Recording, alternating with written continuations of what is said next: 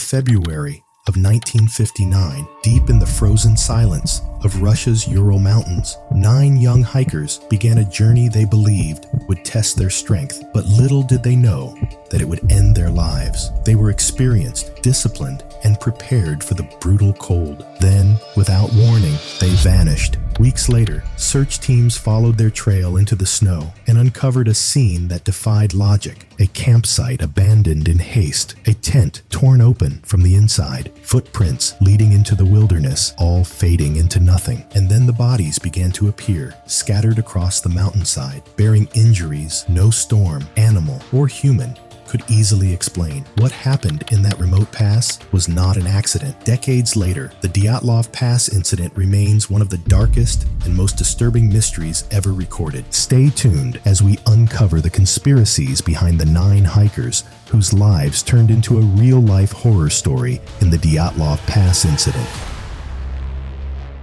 The 9 hikers that went missing weren't reckless adventurers chasing danger for thrill. They were disciplined Russian students from the Ural Polytechnic Institute, trained in survival, navigation, and high-level mountaineering. Several had already completed expeditions more difficult than this one. Their leader, Igor Dyatlov, was known for careful planning and calm judgment. This was meant to be a challenging journey, but not a fatal one. Their goal was Otterton Mountain, a remote peak deep in the northern Urals. Some locals even called it Dead Mountain, but that wasn't enough to scare the expedition. The route was classified as Grade 3, the highest difficulty rating at the time, but well within their abilities. They carried proper winter gear, food supplies, tents, and navigation tools. They understood the risks of the terrain and the weather, including temperatures that could plunge to minus 30 degrees Celsius. This was not ignorance, it was preparation for the worst. As they moved deeper into the wilderness, civilization disappeared behind them.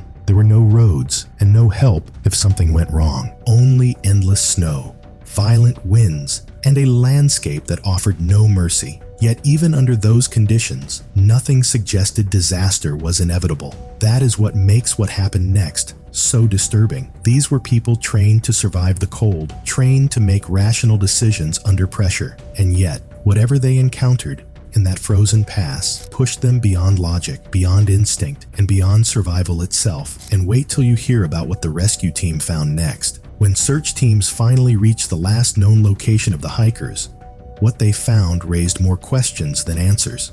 The campsite sat exposed on the slope, silent and untouched by any sign of struggle from the outside.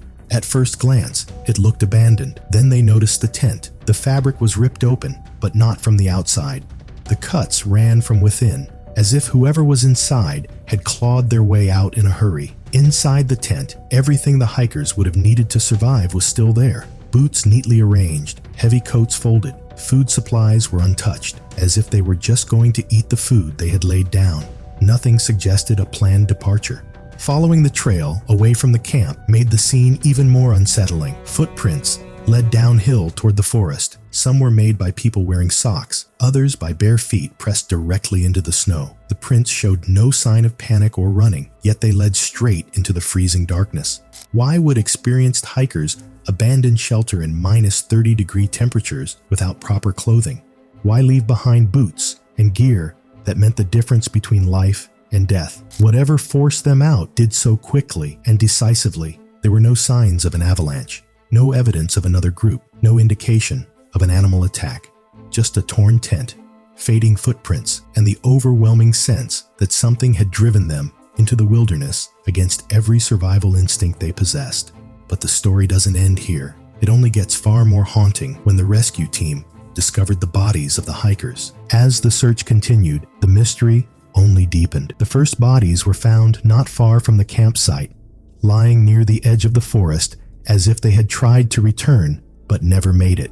They were dressed lightly, far too lightly for the freezing temperatures, some only in their underwear, and showed signs of severe hypothermia. At first, it seemed the cold alone might explain their deaths, but then more bodies were discovered, further away, hidden beneath layers of snow. And that is when the case took a darker turn. Several hikers had suffered devastating injuries. One had a fractured skull, another had ribs crushed with such force that investigators compared the trauma to a high-speed car accident. Yet strangely, their skin showed little to no external damage, no deep cuts, no bruising consistent with a physical assault. Whatever caused the injuries struck with immense power, but left almost no marks. The most disturbing discoveries came later. 2 of the victims were missing their eyes. 1 was missing her tongue. Soft tissue was gone, while bones remained intact. Official explanations range from animal activity to natural decomposition, but for many, the timing and condition of the bodies raised unsettling doubts. Adding to the confusion, traces of radiation were detected on the clothing of some hikers. Not enough to be lethal, but enough to trigger alarm. No clear source was ever identified. No nearby facilities were officially acknowledged. No explanation fully satisfied investigators. The bodies did not tell a single, simple story. They told fragments of something far more complex, as if each hiker had faced a slightly different fate. And when all the injuries were considered together, one truth became impossible to ignore. Whatever happened in that mountain pass was not ordinary, and it was not easily explained. And that has led conspiracy theorists to suggest some very disturbing explanations. With no clear cause of death and evidence that refused to line up, investigators and researchers were left with theories, none of them fully satisfying. The first and most widely accepted explanation was an avalanche.